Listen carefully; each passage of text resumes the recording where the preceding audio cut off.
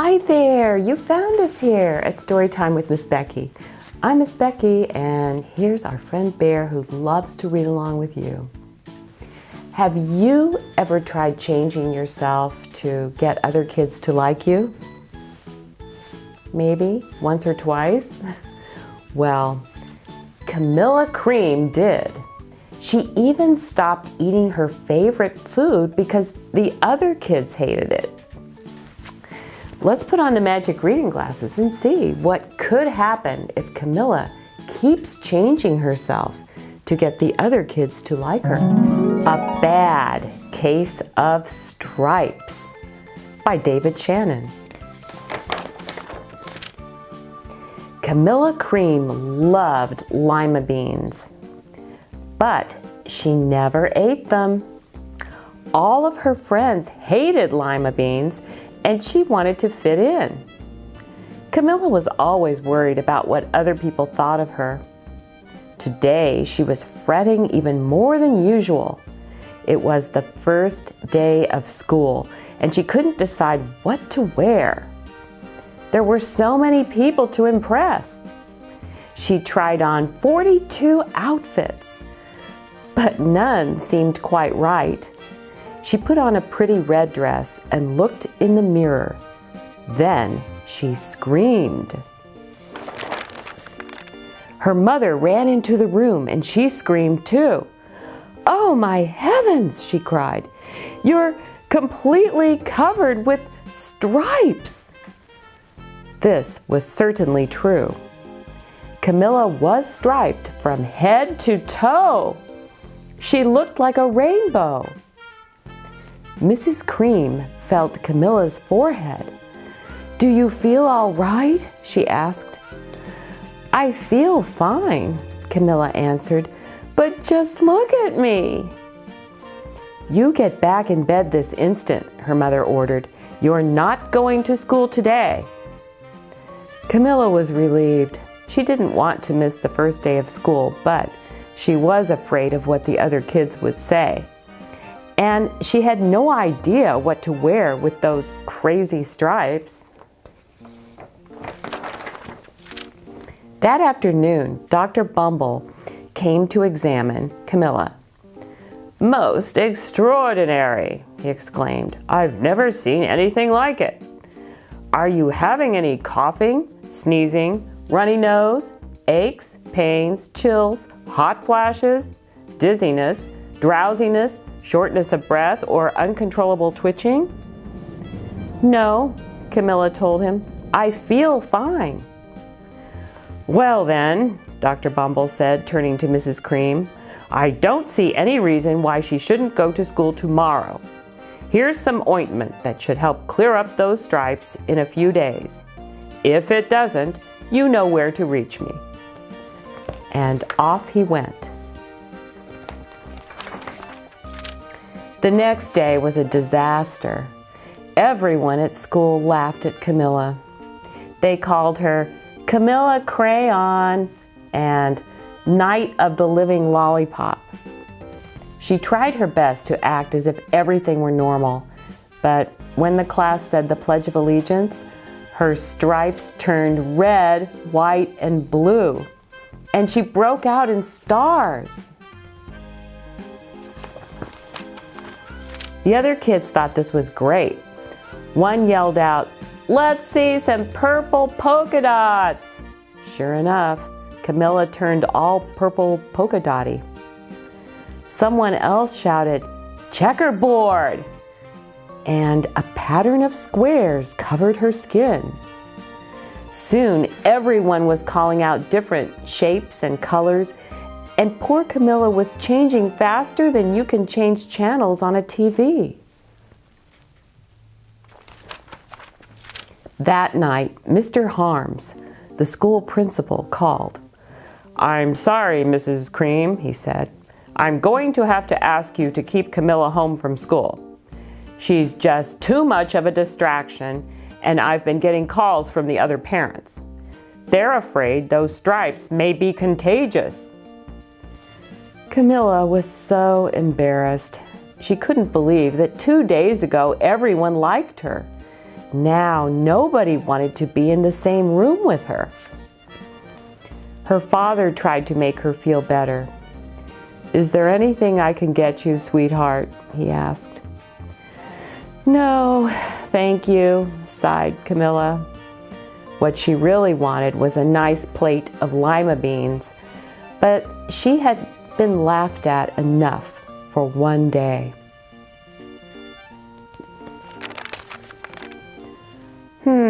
Well, yes, I see," Dr. Bumble mumbled when Mrs. Cream phoned the next day. "I think I'd better bring in the specialist.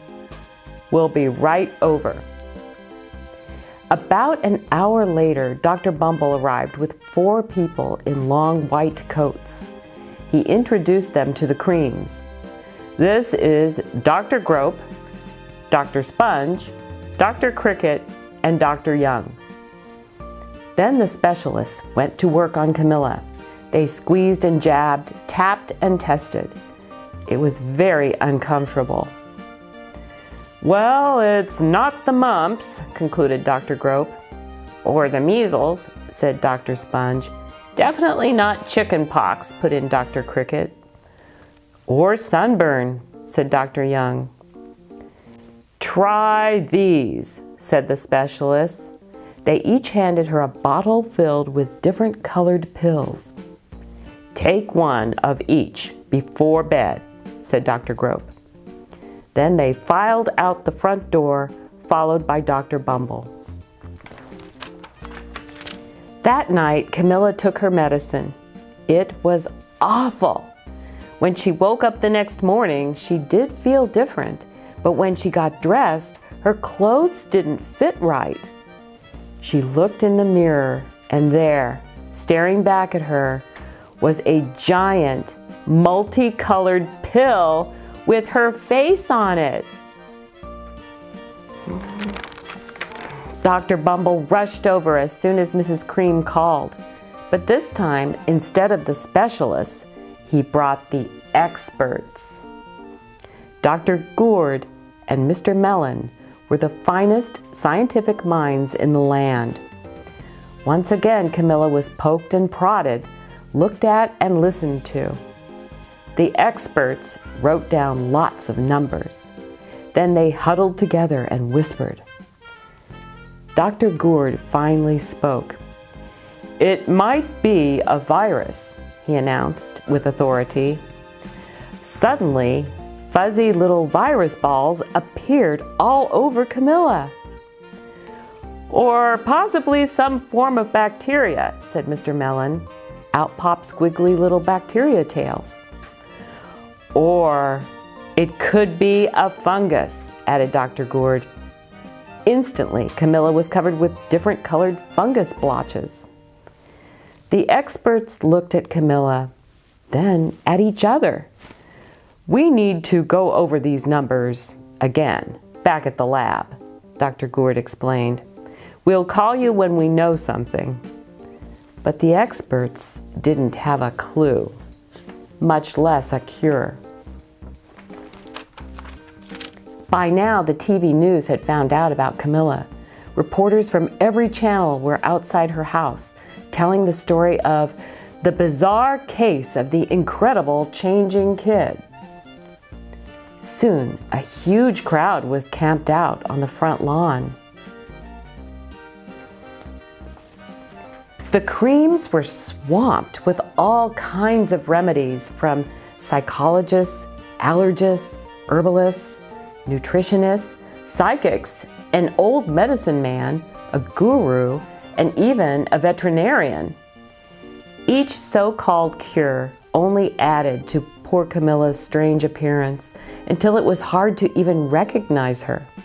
She sprouted roots and berries and crystals and feathers and a long furry tail, but nothing worked.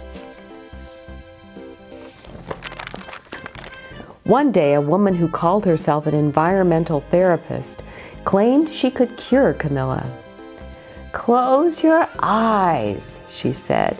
"Breathe deeply and become one with your room." "I wish you hadn't said that," Camilla groaned. Slowly, she started to melt into the walls of her room. Her bed became her mouth. Her nose was a dresser, and 2 paintings were her eyes. The therapist screamed and ran from the house. "What are we going to do?" cried Mrs. Cream. "It just keeps getting worse and worse." She began to sob. At that moment, Mr. Cream heard a quiet little knock at the front door. He opened it, and there stood an old woman who was just as plump and sweet as a strawberry. "Excuse me," she said brightly, "but I think I can help." She went into Camilla's room and looked around. "My goodness," she said with a shake of her head, "what we have here is a bad case of stripes. One of the worst I've ever seen." She pulled a container of small green beans from her bag. "Here," she said, "these might do the trick." "Are those magic beans?" asked Mrs. Cream. "Oh my, no," replied the kind old woman. "There's no such thing. These are just plain old lima beans. I'll bet you'd like some, wouldn't you?" she asked Camilla. Camilla wanted a big heaping plateful of lima beans more than just about anything, but she was still afraid to admit it. "Yuck," she said. "No one likes lima beans, especially me." "Oh dear," the old woman said sadly. "I guess I was wrong about you." She put the beans back in her bag and started toward the door. Camilla watched the old woman walk away. Those beans would taste so good, and being laughed at for eating them was nothing compared to what she'd been going through. She finally couldn't stand it. "Wait," she cried. "The truth is, I really love lima beans." "I thought so," the old woman said with a smile. She took a handful of beans and popped them into Camilla's mouth. "Mmm," said Camilla. Suddenly, the branches, feathers, and squiggly tails began to disappear. Then the whole room swirled around. When it stopped, there stood Camilla, and everything was back to normal. "I'm cured," she shouted. "Yes," said the old woman. "I knew the real you was in there somewhere." She patted Camilla on the head. Then she went outside and vanished into the crowd. Afterward, Camilla wasn't quite the same. Some of the kids at school said she was weird, but she didn't care a bit. She ate all the lima beans she wanted, and she never had even a touch of stripes again. Bear's wondering, did you like how happy Camilla looked eating lima beans again? Yes? Bear's saying, maybe Camilla just wants to be Camilla. Bear also hopes you come back soon for more adventures in being the one and only you. Bye for now. Please subscribe.